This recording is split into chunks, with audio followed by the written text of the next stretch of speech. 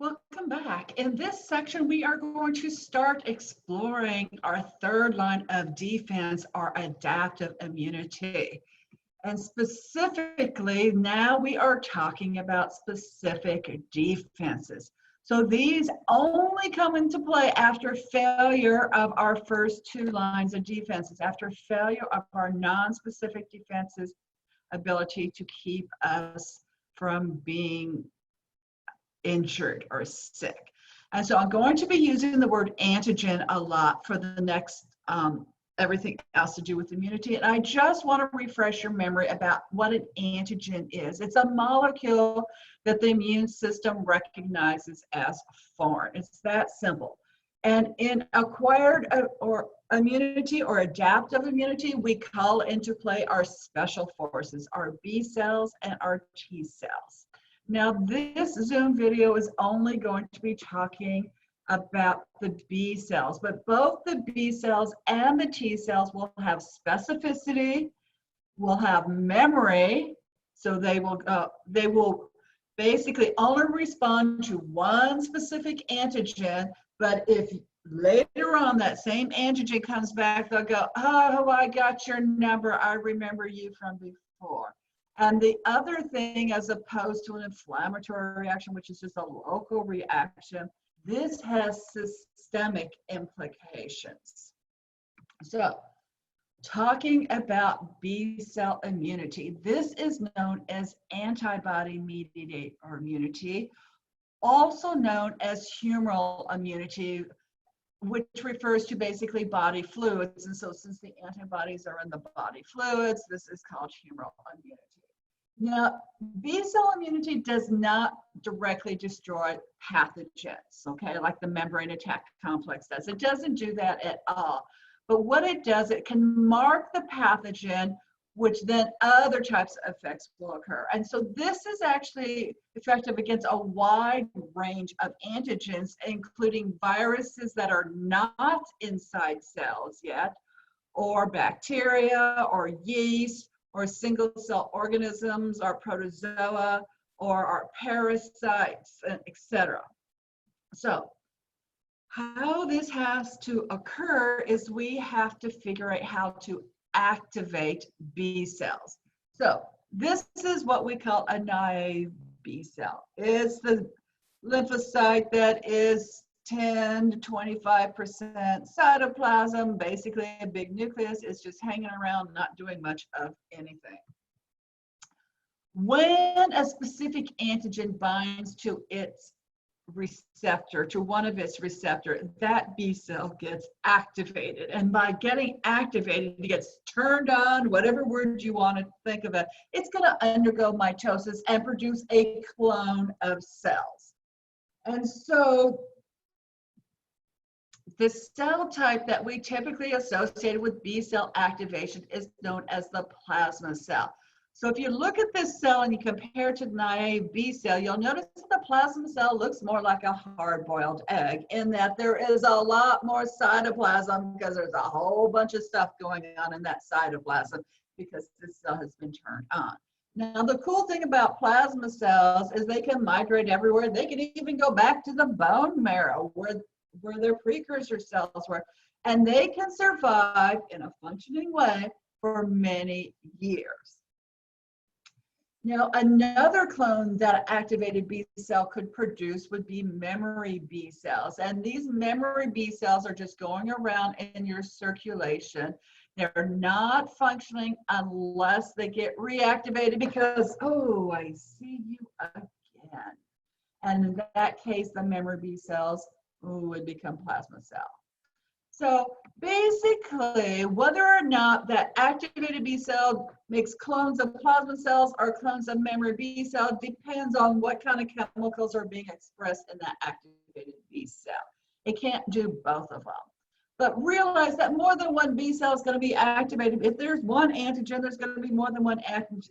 You could have clones of plasma cells and clones of memory B cells being produced at the same time. So, what exactly then is antibody-mediated immunity? Well, here's our naive B cell. It becomes activated. It's made the plasma cell. Why do we have all this cytoplasm? Because basically it's become a protein factory. So you should be able to list some organelles that you think, which are the organelles that all of a sudden now we are going to have tremendous amounts of, because the protein that the plasma cell produces is known as an antibody. Now, remember that the other word for antibody, the synonym for that, is immune globulin, also known as immunoglobulin. So we're going to be using the words interchangeably as we continue our discussion of immunity. And yes, antibodies are these Y-shaped structures. Okay, also don't forget memory B cells being made at the same time. So how many antibodies do you make when one B cell is activated? Well, first of all, numbers are not important, but scope is what's important. When one IA B cell gets activated, within a couple of days, you will have thousands of them. And each of those, then if they're becoming plasma cells, will make plasma cells, will turn into plasma cells. And those thousands of plasma cells will make trillions of antibodies. Okay. So you have tons of antibodies. So here's what an antibody looks like to a bio major. Oh, that's lovely. Not for us. We're going back to the Y shape. Okay. So the Y shape, if you look, we have two long arms, and then at the wide part of the Y, we have two little short arms attached. So at this end, we've got two prongs on each side, and at the bottom, we only have two. So the upper part where you have two on each side is the binding site for an antigen, but each binding site is specific only for the antigen that caused that antibody to be produced, which in this case looks like this odd-shaped yellow structure. That binding site would not fit the purple, the red, the green, the blue, or the tan underwear shapes structures there. Okay, only this yellow one fits there, which means the antibody can only bind to its specific antigen. But two antigens can bind to each antibody. Now, each antibody of the Y. At the other end of the antibody can, but does not have to, attach to, for instance, the plasma membrane of a white blood cell. So we'll show lots where it's not, and we'll show some where it is. So these antibodies are immune globulins. We actually have 5 different types. Okay, because life would be too simple if we only had one. But we have 5 different types, and if you notice at the top, 3 of them are just single Ys, one in the middle is 2 Ys together, and the big one at the bottom is 5 Ys together. And while you may think, oh, that one with 5, that's going to be like the last one produced because you got to figure out how to attach all 5. Well, in fact, IgM down there at the bottom, that pentamer, that is the one that is fastest in the first exposure or any other exposure. However, it's also the first one to disappear.